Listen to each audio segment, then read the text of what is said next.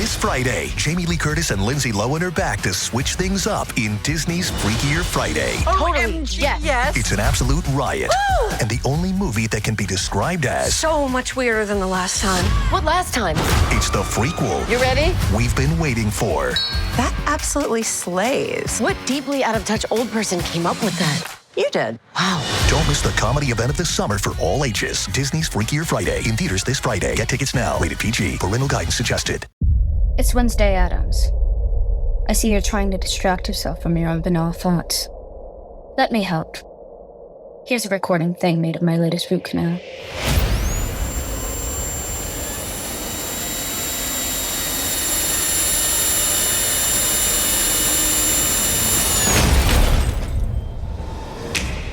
Wednesday, Season 2, begins August 6th, only on Netflix. Hello, Nigel here. I couldn't help noticing that you're still awake. Now, I'm an owl, I'm supposed to be up at night, but you need your sleep. So if it's your allergy symptoms that are keeping you up, here's a word to the wise. Try Xyzal. You see, Xyzal works fast to relieve sneezing, runny nose, itchy watery eyes, and itchy nose and throat. And it keeps going strong for 24 hours, so you can get your sleep and wake up refreshed and ready for a productive day ahead.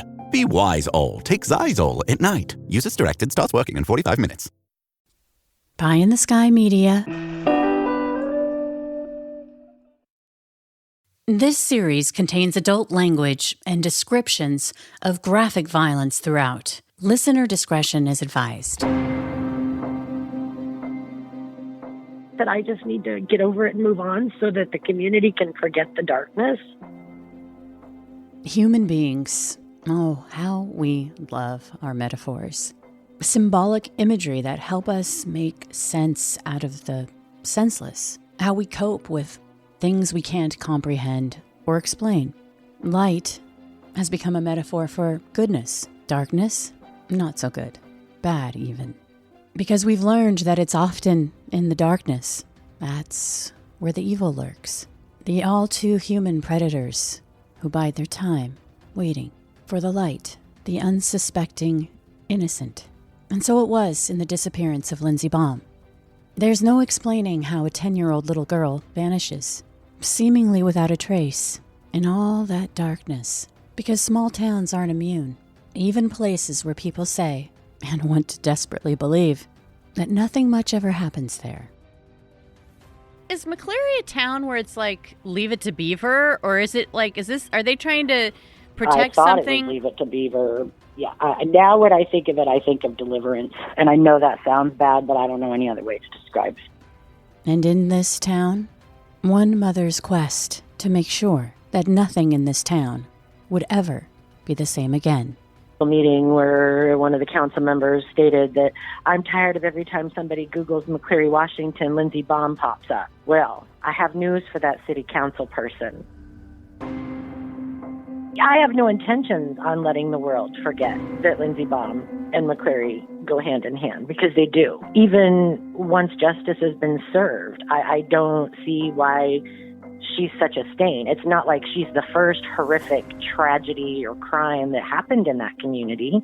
There's someone out there that knows who did this and how this happened. And there's people out there that have information that would be the nugget that we need to explode this investigation and culminate in an arrest. We need those people to have the courage to come forward and share that information. Welcome back to Criminal Mischief with Carolyn and Brandon. You're listening to episode 69, The Vanishing. The small town of McCleary is one of those places. If you happen to find yourself driving through it, for most, it would be no more than a blip on the radar. The most exciting yearly event is a festival that celebrates bears. However, the idea of small town America sounded pretty good to Melissa. A newly single mom in 2007, she was desperate for a safe harbor after a rocky journey over the last couple of years.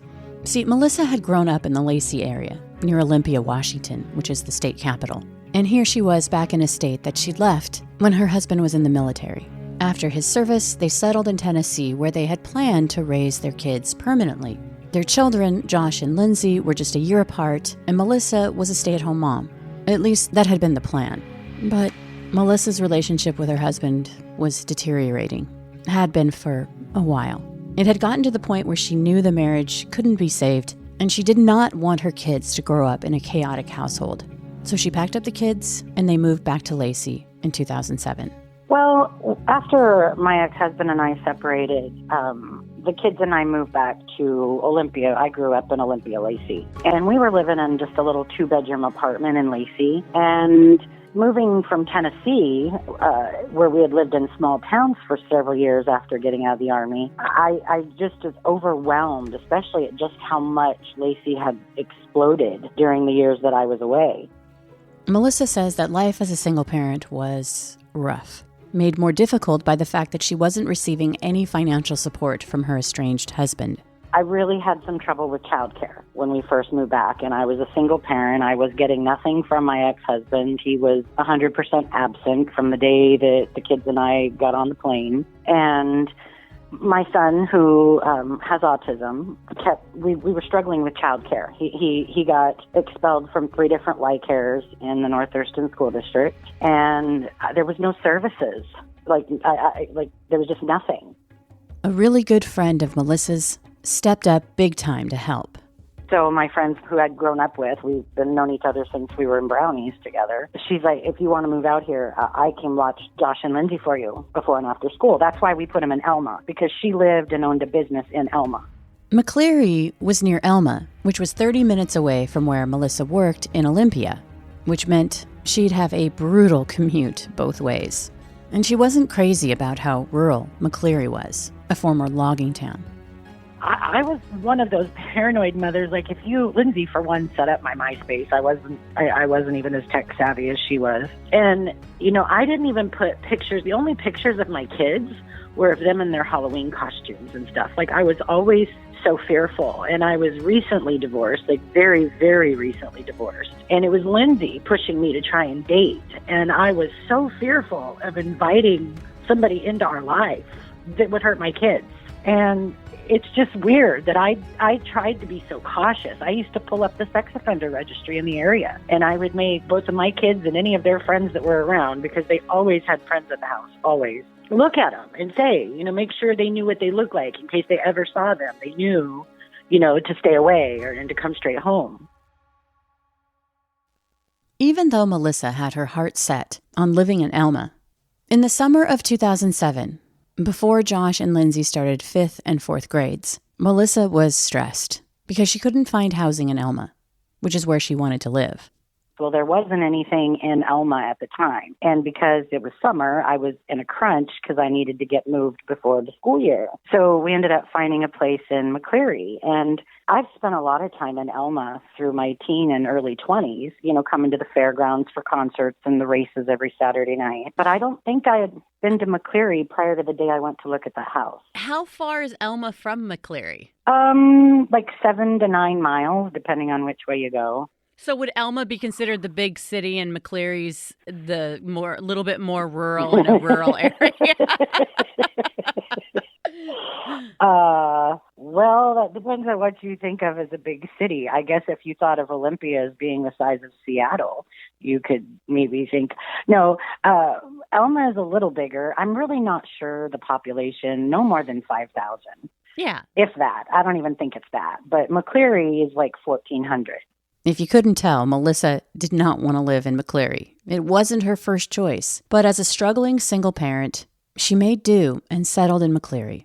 It sounds like, from talking to the sheriff, and I kind of figured this already, this is like a quiet, sleepy town, no crime. Mm-hmm. Everybody's... Well, no crime that anybody was aware of. That's more correct. So but, how long yes, had you guys... It was a quiet, sleepy little town that I developed a false sense of safety in. Melissa had made it work for nearly 2 years. But by 2009, she was fed up. She had made plans to leave McCleary by the end of the summer, before the kids started school again. The catalyst for the move was her son Josh turning 12, which meant he would be transferring to junior high. And she found out that his new school wouldn't accommodate his educational plan. The middle school would not accept his IEP. because they didn't have to, because we lived out of district. So I was forced to put my kids in McCleary, which was a nightmare from day one, like utter, total nightmare from day one. Because they weren't supportive of you as a single parent? Or, I mean, there's so many things to unpack there. Well, no, just the school, the school's issues. It was constant struggles with my son and his rights being violated. I went so far as to file a complaint with the superintendent of public instruction against the principal/district administrator. I mean, there was a lot of issues in the school. And that's why I was just ready to get out of town. So that was the plan. By the end of summer 2009, Melissa and her children would move away from McCleary, heading back to Olympia, where there would be services to accommodate Josh's needs. To get out of this town, I needed to get my kids out. I was trying to move back to Olympia and still not knowing what I was going to do as far as childcare, but I knew I needed out of McCleary. So you're a single mom, but you fight like hell for your kids, and McCleary was just not good for you guys. You wanted to get back to Olympia, but you just couldn't. Yeah. You were in that process as, on a budget, probably trying to figure out how to make it all work, right? And so... Exactly. Meantime, Melissa's daughter, Lindsey, had plans to make the most of it with her friends. Her and Josh spent a lot of time at the park by their house, and they had tons of friends around the neighborhood. I was really trying to establish her independence. She was trying to grow up too fast, and we battled over it. Like our most recent argument, it was she wanted to dye her hair black with red highlights, and I was adamant that that was not going to happen. Or her cutting up all her brand new jeans. We'd just gone and bought, a bunch of clothes, including, 4 or 5 pairs of Abercrombie and Finch jeans. And she was so excited because it was the first time that she was just starting to fill out because she was so tiny. She'd always had to wear slim jeans. And finally she could wear these from this store because she could fit into them. Yeah. But she cut the knees out of them. And so we were fighting about that. And I'm like, from now on, you get Goodwill jeans and that's it. Like, forget it. Always a force to be reckoned with. She was never meek, a mile a minute. Sometimes she would just exhaust me listening to her or watching her, would just wear me. And I would tell her like, oh, Lindsey, you make me tired just listening to you. Lindsey loved to lose herself in a book. She also wrote and illustrated her own stories and had dreams of being a writer and a veterinarian because she loved animals. But there had been a man out looking for his dog, and Lindsey was like a save the animal missionary. Like, she would see a dog wandering, and she'd bring it home and put it on our dog's tie-out to try and figure out who it belonged to make sure it got home. And according to Melissa, her daughter Lindsey was sensitive. The kind of sensitive that veered toward empathic. She was a child with the ability to see things before they happen, according to her mom. And that summer, in early June, Lindsey shared with her mother that she was worried that something bad was going to happen, but she couldn't say what it was. Melissa tried to reassure her daughter, who loved the Twilight books and Harry Potter. In fact, mother and daughter would read together each night. We were in the middle of reading The Chamber of Secrets, the second book, together at night. We had started taking turns reading, and I'd read until I got tired, and then she'd read, and I'd usually fall asleep while she was reading because she could read for hours. And we were in the middle of The Chamber of Secrets, which is the second one. Lindsey, like a lot of kids, and even some adults, had a fear of the dark. But for Lindsey, according to her mom, she'd also become superstitious about the nighttime, believing that darkness brought the witching hour. In folklore, the witching hour, or the devil's hour, is the time of night associated with supernatural events. Now, Melissa knew that Lindsey was imaginative and creative and a little dramatic. But she still didn't dismiss her girl's heightened intuition, particularly that summer when Lindsey got scared and told her mom that something wicked was coming their way. And she said, Mom, I just have this really bad feeling that something bad's going to happen. And I said, like what? And she said, I don't know. I just have a feeling. She knew something was coming, but she didn't know what. On June 26, 2009, it was a typical summer day for Lindsey and her brother Josh, who spent the entire day at a pool party with the neighborhood kids.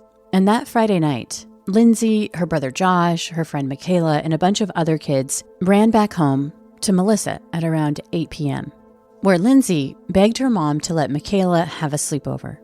They left my house. They were going to run to Michaela's and get Michaela's clothes and come straight back. Like, we're talking 15 minutes, round trip. And I said, well, you guys hurry up and come straight back. It's going to be dark before long. And it was not dark. And Lindsey didn't like to be out after dark.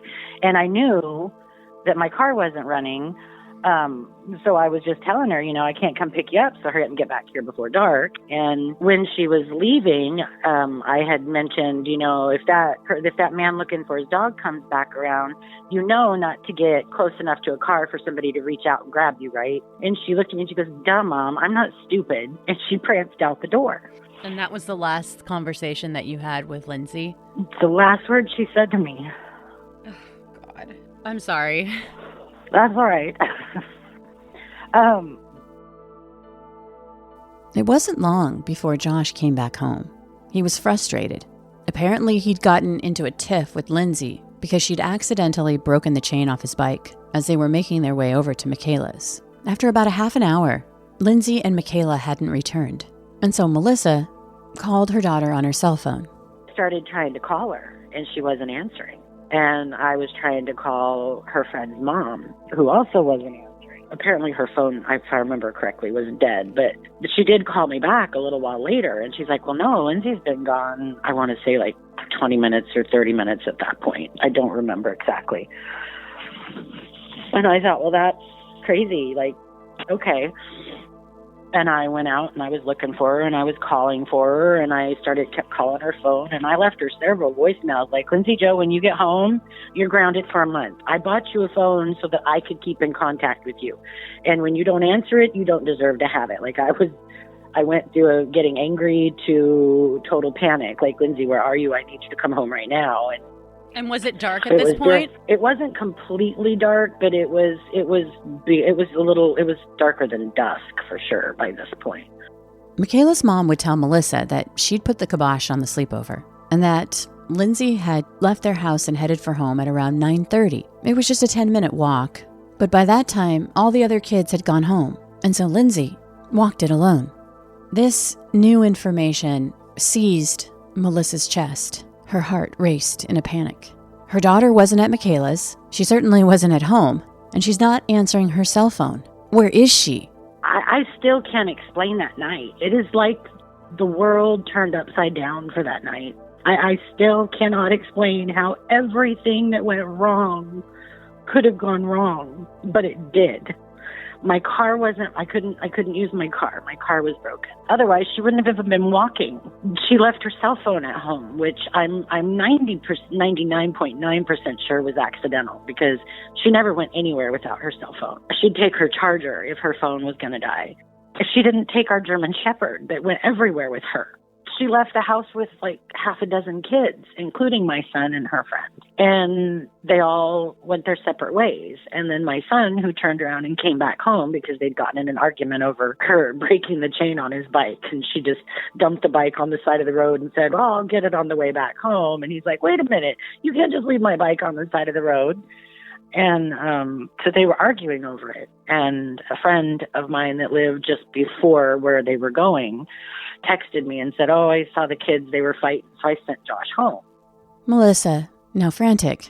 Her car isn't working, so she can't go driving up and down the street looking for her girl. She is so desperate for help. She turns to Lindsey's beloved German Shepherd, Cadence, locking eyes with the dog that has become their protector, directs her out of the house saying, go find Lindsey! Go find her! Melissa continues to frantically dial her daughter's cell phone over and over, and it just keeps ringing and then goes to voicemail.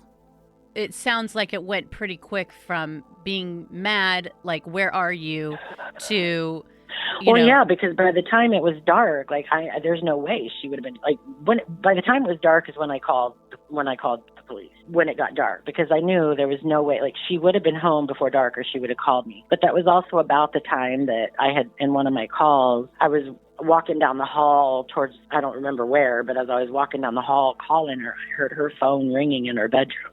And that's when I realized that her phone was at home. And I'm like, what the hell? Melissa, waiting for the McCleary police to arrive, turns her attention to Lindsey's phone. and proceeds to dial every single contact programmed inside the cell phone and asking anyone and everyone if they've seen Lindsey, if they know where she is. And what were you doing? I mean, your car wasn't working. By that point, I was outside, but I was afraid to leave at that moment. But Michaela's parents and Michaela and her brother were driving around looking for her. And Michaela's oldest sister was at home in case she went back there. So they were out looking for her, and then a couple of her other friends that I had called had started, trying to look for her. Melissa's mind goes to a horrible place. She's beside herself as she thinks about that guy who was driving around looking for his dog. Had he come back? Had he asked her to help him find the dog? Of course, she couldn't get that thought out of her mind of Lindsey's premonition, which she'd shared with her just a week before. And she said, Mom, I just have this really bad feeling that something bad's gonna happen. And I said, like what? And she said, I don't know, I just have a feeling. She knew something was coming, but she didn't know what.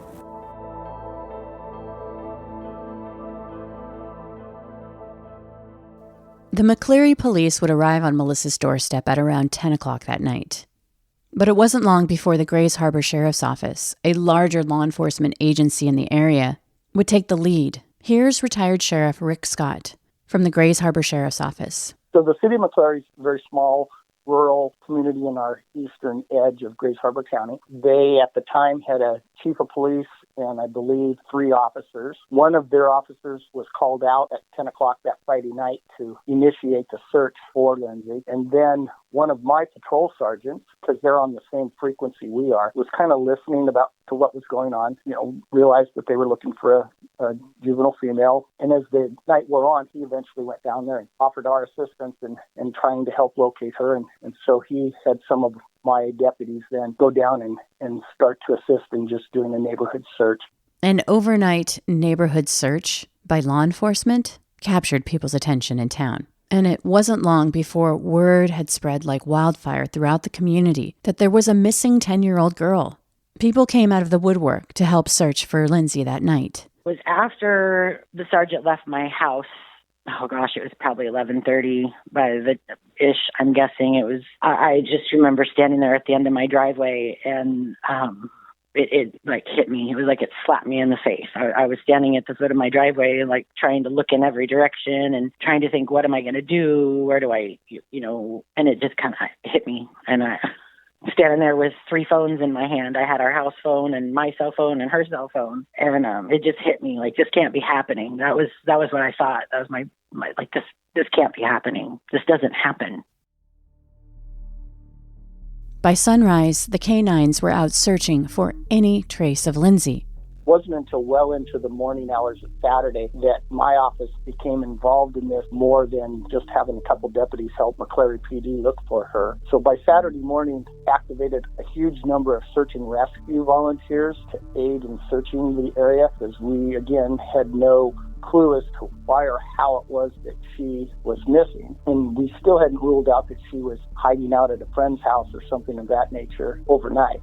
But as the day wore on, and we began to canvass the neighborhood and talk to the Campins whose residence she had left at about 9:30 to head home, that's when we realized that there was more to this than her just disappearing. She'd left her phone at home. She had no money. She was, 10 years old and had no viable means to stay away for any length of time. So that's when we learned that she was last seen in between 4th and 6th Street on Maple going east towards her home. And so those were really the only initial clues that we had, were that we knew what time she'd left their home. We knew that it was a 10-minute walk to her home, essentially a straight line. And we had 2 different people who verified that they saw her in that 2-block period. One person saw her a little closer to 4th, one person a little closer to 6th. But those were the only real clues that we had as we started out on this investigation.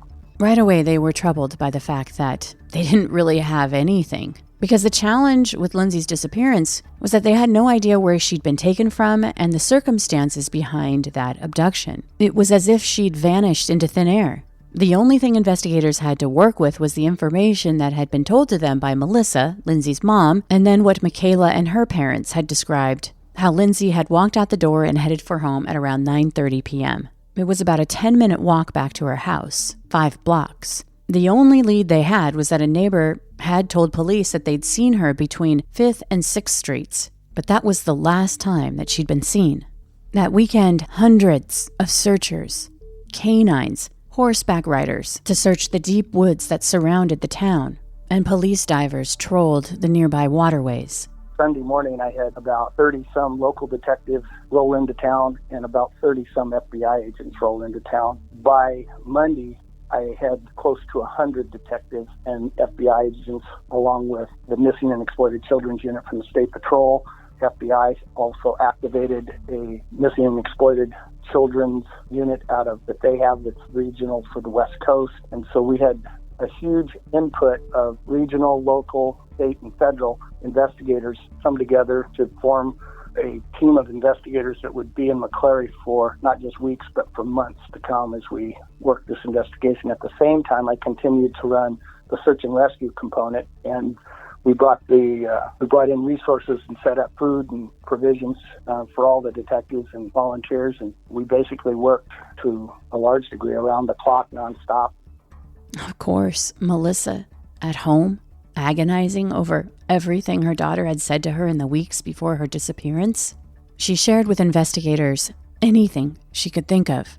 How just a week before her disappearance, Lindsey had told her that she and a friend were in the public restroom at the park and a guy had walked in on them. The man had sped off on his bike. Lindsey had also told her mother that summer that she and her friend had felt like a guy had been following them in a white car. Investigators chased that down and found out that a white vehicle matching the description that Lindsey had given to her mother was seen on surveillance video at a gas station nearby, close to the time that Lindsey had disappeared. That lead was investigated, but nothing came of it.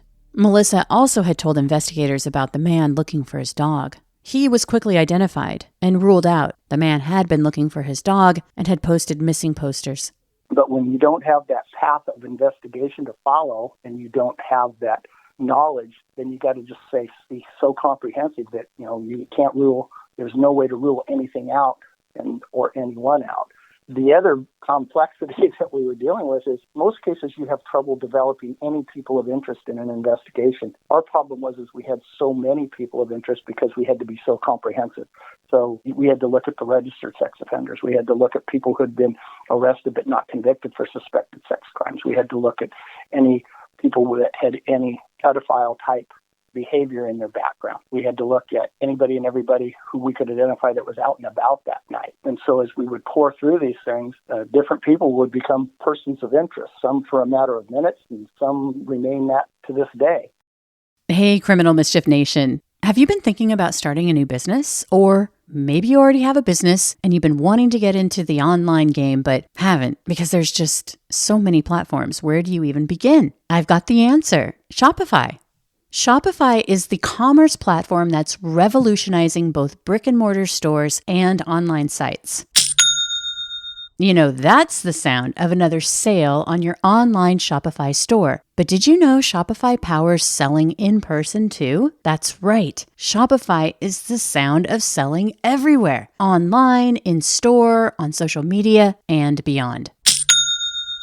What's cool is that Shopify POS is your command center for your retail store. From accepting payments to managing inventory, Shopify has everything you need to sell in person. And with Shopify, you get a powerhouse selling partner that effortlessly unites your in-person and online sales into one source of truth. Seriously, they track every sale across your business in one place and know exactly what's in stock, which means you can connect with customers in-line and online. Shopify helps you drive store traffic with plug-and-play tools built for marketing campaigns from TikTok to Instagram and beyond. Get hardware that fits your business. Take payments by smartphone, transform your tablet into a point-of-sale system, or use Shopify's POS Go mobile device for a battle-tested solution. Plus, Shopify's award-winning help is there to support your success every step of the way. Do retail right with Shopify. Sign up for a $1 per month trial period at shopify.com/mischief. That's MISCHIEF,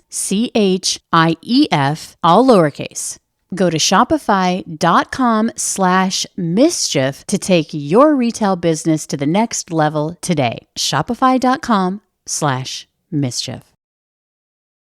The number one selling product of its kind with over 20 years of research and innovation. Botox Cosmetic, onabotulinum toxin A, is a prescription medicine used to temporarily make moderate to severe frown lines, crow's feet, and forehead lines look better in adults. Effects of Botox Cosmetic may spread hours to weeks after injection, causing serious symptoms. Alert your doctor right away as difficulty swallowing, speaking, breathing, eye problems, or muscle weakness may be a sign of a life-threatening condition. Patients with these conditions before injection are at highest risk. Don't receive Botox Cosmetic if you have a skin infection. Side effects may include allergic reactions, injection site pain, headache, eyebrow and eyelid drooping, and eyelid swelling. Allergic reactions can include rash, welts, asthma symptoms, and dizziness. Tell your doctor about medical history, muscle or nerve conditions including ALS or Lou Gehrig's disease, myasthenia gravis, or Lambert-Eaton syndrome and medications, including botulinum toxins, as these may increase the risk of serious side effects. For full safety information, visit BotoxCosmetic.com or call 877-351-0300. See for yourself at BotoxCosmetic.com. Deborah had to have surgery. I had hip surgery in November of 2024. Her United Healthcare nurse, Crystal, checked on her. We do a routine call after surgery, and I could tell that she was struggling. Deborah needed help. My infection markers were through the roof. And Crystal knew what to do. I called the hospital and said she's coming in. And got Deborah the help she needed. Crystal and United Healthcare saved my life. Hear more stories like Deborah's at uhc.com. Benefits, features, and/or devices vary by plan area. Limitation and exclusions apply. This episode is brought to you by LifeLock. When you visit the doctor, you probably hand over your insurance, your ID, and contact details. It's just one of the many places that has your personal info. And if any of them accidentally expose it, you could be at risk for identity theft. LifeLock monitors millions of data points a second. If you become a victim, they'll fix it, guaranteed, or your money back. Save up to 40% your first year at lifelock.com/podcast. Terms apply. By November of 2009, Lindsey Baum's face was on the cover of People magazine, which, according to Rick, was both a blessing and a curse. When you have a case take on national attention, and we've had that happen before on some other cases, but not nearly to the extent that Lindsey's case did, it brings out a lot of the people who, the psychics and the people who are the cyber sleuths around the world. And so the internet, has shrunk the world to the size of a dime. And so we were getting information from literally all over the world, and we were getting inquiries from all over the world, from media in Europe and every place you could imagine. That's distracting to the investigators if they have to try to deal with that. So we worked very hard to manage that portion of the investigation and not burden any of the investigators and the supervisors that were out there trying to develop the investigation. But it brings a little more pressure to bear when you've got that many people. We brought in some very high tech at the time, looked like huge motorhomes, but they're literally, FBI has these rolling offices. And so we brought those in with computers and stuff to try to be as much on site as possible, so that the guys could work in McClary, stay in McClary, and we weren't having to run back and forth. But, when different people showed up, and, you got to manage that so that you're not getting a bunch of rumor out there that suddenly becomes fact because somebody repeated it 3 times. So we worked hard to keep information out there, worked very closely with the family to have a representative there when we would do press conferences and talk to the various media. I mean, Nightline sent out Pierre Thomas, and he rode around in my car with me for a week. Those kinds of things just add to the distraction, if you will, of trying to focus on the investigation itself. Lindsey's disappearance made local and national headlines. But in the months following her disappearance, no one came forward with that tip that could lead investigators any closer to finding Lindsey. It's really all such a fuzz to me now. I mean, it's almost like I was out of my body. I don't even know. Days just turned into weeks. And Melissa says the keen one feels when your child goes missing is an indescribable pain that never goes away. But when you said I lost my right hand, I never realized it until she was gone that she was my best friend. And I never realized it until she wasn't here anymore. But she really was my tiny little best friend, even though she annoyed the crap out of me sometimes. And she wore me out. Was my best friend. Melissa says that accepting that her daughter was missing was difficult. But in her heart, she didn't believe that her daughter was dead. I mean, did they have any leads? Was there anything? I mean, was there anything that you could cling to? Was there any? In the beginning, sure. The problem was it was a hard lesson to learn, not to get your hopes up. In the early days of the investigation, and throughout, investigators have been tight-lipped. But the message was clear. They were talking to anyone and everyone inside and outside of that town. And when you have few clues, every rock needs to be turned over, which ruffled a lot of feathers. I truly believe if Lindsey had been a generations deep lifer in McCleary, it would have been a whole nother ball game. But we were an out-of-town family that moved, and I was a full-time working mom that worked out of town, so it wasn't like we got a chance to get involved in the community, but we got to know people at the local grocery store, in the video store, in the little local Shell station right next to our house, and it wasn't like, but from the very beginning, they circled the wagons. Is what it was. And I just always dismissed it as because so many of the initial people that were questioned or investigated or searched or whatever were generational townies. I don't know. I don't mean that in a derogatory way. I just don't know how else to refer to them as, lifelong McCleary people, but generation-wise have been looked at, and they were feeling defensive. But what I never, which I could understand as a community member, how people could feel that way. What I never understood was why they blamed me for it. It was like they thought I had a magic wand and I was just pointing it at whoever I didn't think looked like I'd like them and telling the FBI and the sheriff, oh, go search them, make their lives hell, because I just don't like the way they look. Honestly, none of the people, especially that were publicly searched, were even anybody that I'd ever even seen or heard of before. So that couldn't have been further from the truth, but that was the feeling that I always felt. Like they felt like I was purposely trying to destroy the reputation of their community and their residents, and it's felt like that from day one. Over time, there would be movement in the case, resurrecting hope that maybe, just maybe, they would find Lindsey. In 2010, police and FBI would search the home of a 47-year-old man who had provided inconsistent statements to police. No arrests were made. In 2012, sheriff's deputies and the FBI got a search warrant for the home of a local shop owner, and they named him as a person of interest. On that search, investigators allegedly found ropes and handwritten notes about Lindsey's disappearance, but ultimately, no arrests were made. 2 years later, in 2014, police would investigate another man, but again, nothing came of it. Then, a bombshell hit in the summer of 2017. News broke that police were searching the Mason County home that belonged to the Emery brothers, who had been charged for the possession of child pornography. That home in Mason County was searched after children's clothes and examples of child exploitation were found inside the brothers' Seattle home. Mason County is just 17 miles from McCleary. Cadaver dogs were sent to the property. We ruled them out. Their only involvement in this investigation was that when the King County authorities searched the home in Seattle, they found one of Lindsey's missing person flyers in the home. But we would later find out that the brother who lived out on the canal in Mason County regularly passed through McCleary on his way to events involving car racing.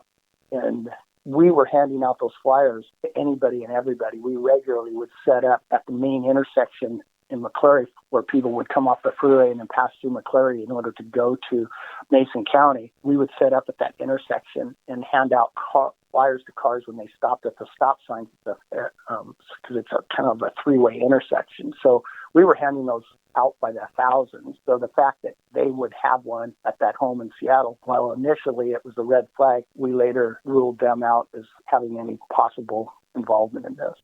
Over the years, more than 20 search warrants would be executed, and nearly 40 polygraph tests were administered in this case. We conducted multiple search warrants on multiple locations on a variety of different people over the course of this investigation. Some of those searches were based on the fact that people gave inconsistent statements or were untruthful about the information they provided initially. Some of them were based on the fact that people were out and about and or had things in their criminal history or in their past that caused us to believe that they might have knowledge or involvement in the investigation. So all of those things allowed for probable cause search, but no one at any point rose to the level that we considered them an actual suspect. They were people of interest that we were exploring the possibility of their having knowledge involvement, but we never found that one piece of evidence that would conclusively say they did. Many of my officers worked nonstop on this.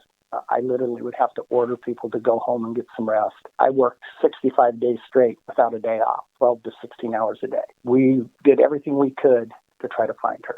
And Melissa never lost hope that Lindsey would come back to her.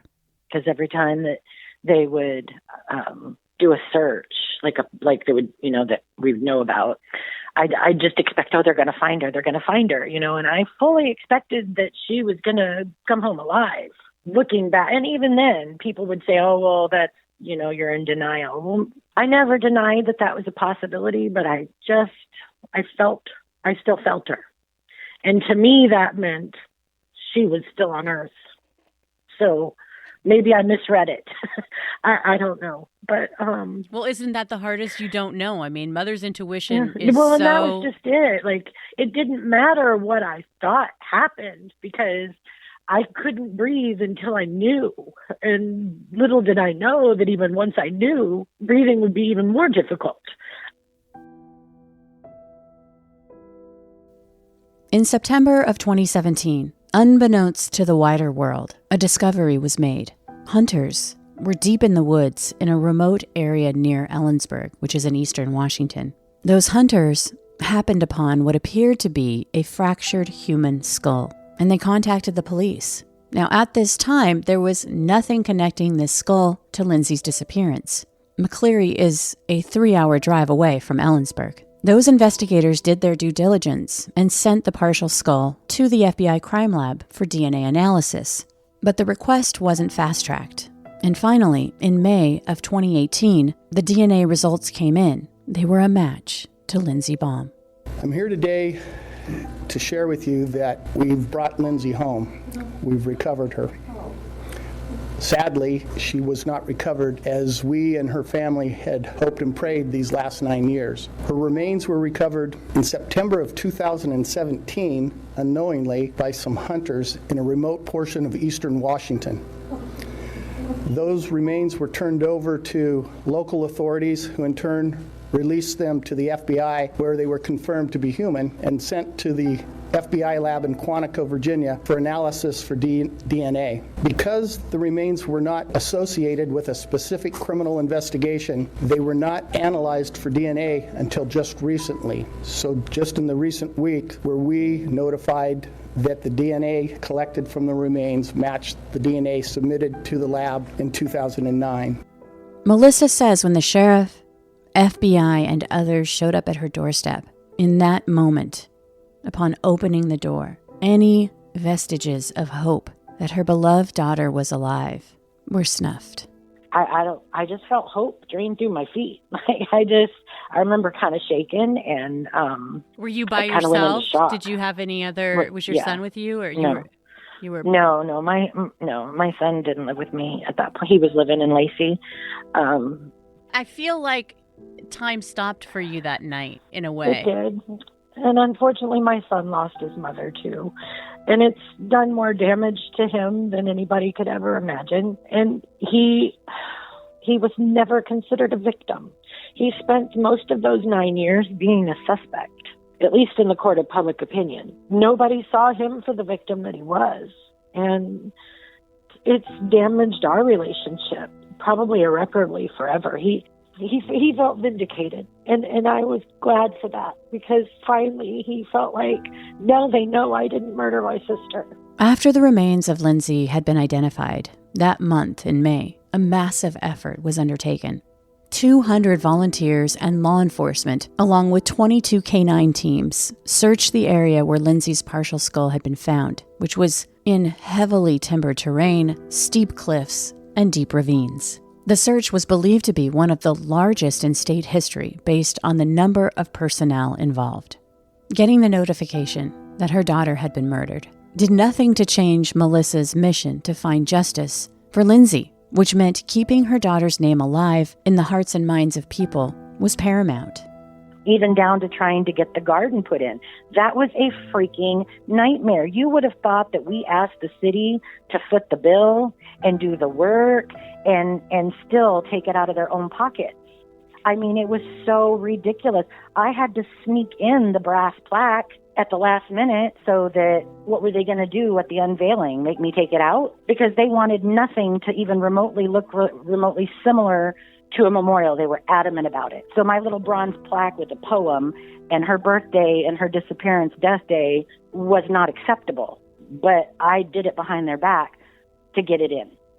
Is McCleary a town where it's like leave it to Beaver, or is it like are they trying to protect something? It was leave it to Beaver. Now when I think of it, I think of Deliverance, and I know that sounds bad, but I don't know any other way to describe it. Melissa doesn't live in McCleary anymore. She says it's too painful. She's in nearby Alma because she won't stop until they catch the person responsible for kidnapping and murdering her daughter, which is why she reached out to well-known Seattle attorney Ann Bremner for help. How long ago did you get Ann on your side? In 2018. And well, actually, I've known Ann. I met Ann the first time I did the Nancy Grace show in 2009. So, I mean, I knew that she was there if I needed her. I never felt the need to need an attorney. Like, I just allowed myself to put my trust in law enforcement. And looking back, I regret it tremendously. Because I wasted a lot of time by not getting an attorney and bringing Rose in sooner. I'd been talking to Rose for like 4 years before 2018 when she finally officially came in. It was just every time I brought it up to law enforcement, they'd have a fit. I mean, it was every time you brought up what? Getting through the yellow pages. Every time an investigator, a private investigator. And then it would start in on how I would, hinder the investigation, and I'd just do all this and waste all this money and blah, blah, blah, and it'd be a nightmare. And so in my mind, I'm seeing it that I'm hurting my daughter, because in my mind, until the day that they told me that she'd been 99.999 positively identified via DNA, I fully expected that my child was alive. So in my mind, I'm afraid to say anything on TV or in the news that might piss off her captor and make him hurt her worse. And I'm afraid to do anything to jeopardize the investigation, because I am just waiting for law enforcement to find her and sweep in and save her.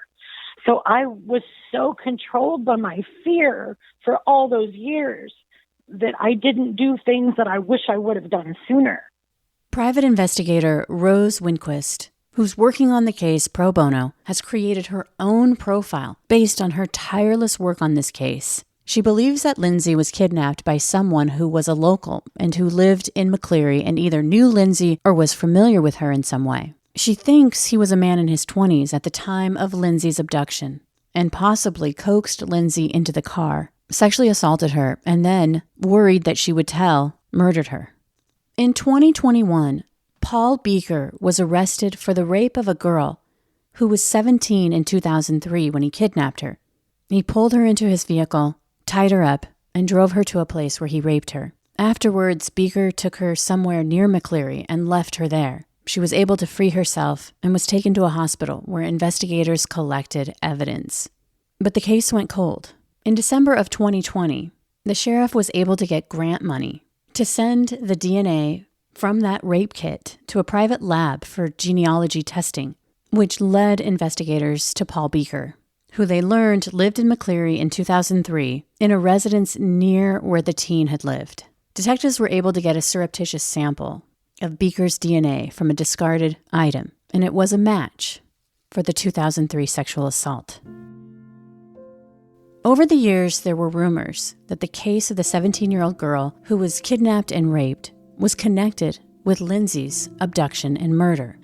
Authorities still say there are several persons of interest in Lindsey's abduction and murder, including Paul Beaker, who was ultimately found guilty of first-degree rape with deliberate cruelty for his attack on the 17-year-old girl in McCleary 6 years before Lindsey vanished.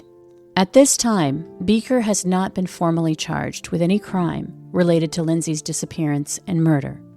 Last year, the Grays Harbor County Sheriff's Office followed up on a tip it received shortly after Lindsey's disappearance, and on March 25th and 26th, 2023, they would search a 10-acre piece of land in Mason County. It's unknown if anything was found or why that area was searched. I think they're going to get them. That I've never hindered in, because I'm not going to stop until it's done. I mean, I might just get crazier and crazier as the years pass, but my mission will remain intact. I'm not going to let them forget her, because her life meant something. And with her life, they didn't just take her life. They took a future of my son and myself that we all should have had. I'm just not going to let that go unnoticed. I'm not going to let that be forgotten. And I'm not going to let the fact that there is still a child murderer on the street. And if I can do something to stop that next victim, I will do anything I can to stop that person from taking someone else's child. Because it's a fact. It is statistically proven that they will, if they haven't already. And the fact that the city is so concerned with my banners being offensive, they're not offended by the fact that there's a child murderer on the loose and somebody stole her life, and they think that I just need to get over it and move on so that the community can forget the darkness. And that's the attitude they've had with me all along, and I get angry. And then when I lash out, people think, oh, well, you're being unreasonable. You need to be grateful for everything they've done. What have they done? What have they done but torment me and make me think that I'm insane because I'm mad that somebody killed my daughter? If you have a tip, call 206-229-5055 or email tips to rose@winquistinvestigations.com, or if you want to remain anonymous, call Crime Stoppers at 1-800-748-6422. From Cloud 10, Criminal Mischief is a pie-in-the-sky production recorded in the beautiful Pacific Northwest. We're produced by Brandon Morgan and myself, music by Soundstripe. I'm Carolyn Osorio, your writer and host.